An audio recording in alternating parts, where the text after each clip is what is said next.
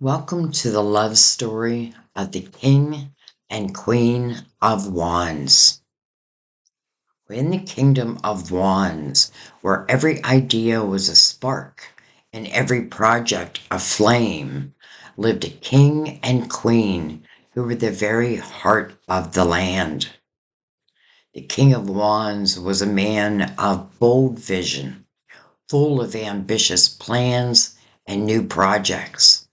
His mind never stopped, and his energy was so powerful it inspired everyone around him. His queen was just as passionate, but in a different way.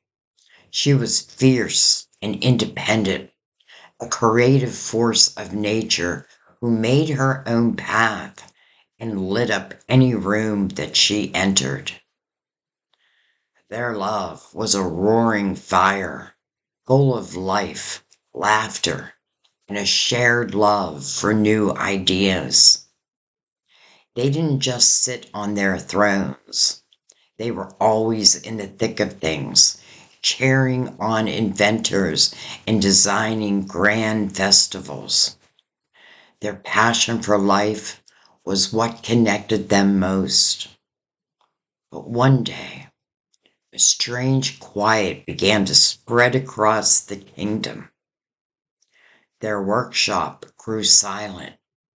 The festivals lost their color, and the fire in people's eyes started to dim. It was as if a thick, gray blanket of boredom had fallen over the land. The king, in his frustration, tried to force a solution. He ordered his people to come up with new ideas, but his words, which once inspired, now felt like pressure. We need a brand new project, he declared, but his heart wasn't in it.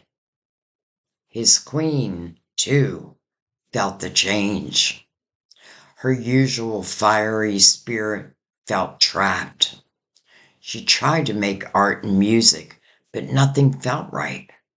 Everything she created just seemed to fizzle out, and she began to doubt herself for the first time. The queen and king, who had always been a team, began to feel distant. They were each so focused on their own frustration that they couldn't see the other's pain.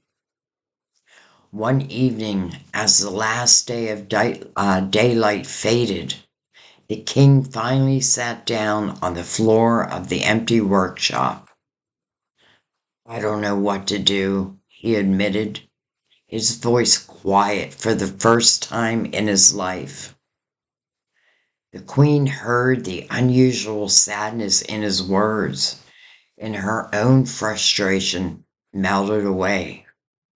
She walked over and sat beside him. "It's not about a new idea, is it?" she said softly. "It's about the spark, the fun." Well, the king nodded. He looked at her and saw the same doubt he felt reflected in her eyes. And suddenly, he wasn't alone anymore. He reached for her hand. Her touch, so familiar and reassuring, was like a small flame lighting up in his soul. In that moment, they didn't need to fix the kingdom. They just needed to find the shared passion again. They decided to do something completely new, not for the kingdom, but for themselves. They found an old, unused forge in the castle's basement, and without any grand plan, started to play. The king used his boundless energy to shape the hot metal, and the queen, with her wild creativity, took the scraps of discarded materials and turned them into strange and beautiful designs. They laughed and worked together, not as a king and a queen, but as two people who loved to create. Their shared joy was the true solution. Their energy they put into the private project didn't stay in the forge, it rippled outward. The sound of their laughter echoed throughout the castle, and soon a few servants started to smile. The light from the forge cast a warm glow through the windows, and people outside, seeing the fire, felt a tiny bit of their own spark return. One by one, the kingdom's creativity reignited.